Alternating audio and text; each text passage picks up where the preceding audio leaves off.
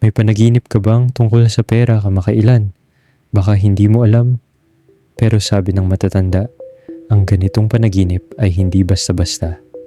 Madalas, ito ang senyales na may paparating at hindi lahat ay maganda. Narito ang 5 kahulugan ng panaginip sa pera ayon sa matandang paniniwala.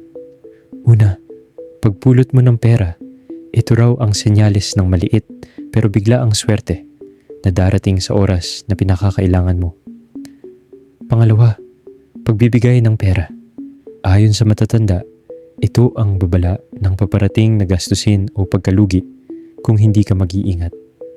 Pangatlo, nawala ang pera mo. Hindi lang ito tungkol sa pera. Simbolo raw ito ng naisasayang mong tiwala o may taong nagtatago ng totoo sa'yo. Pang-apat, ninakawan ka ng pera. Ito raw ang palatandaan ng inggit. May taong tahimik pero gusto kang hilahin pababa. At panghuli, pera na bago at makintab. Ito naman ang hudyat ng bagong simula, trabaho, oportunidad o mensaheng matagal mo nang hinihintay. Sa mundo ng panaginip, ang pera ay hindi lang kayamanan.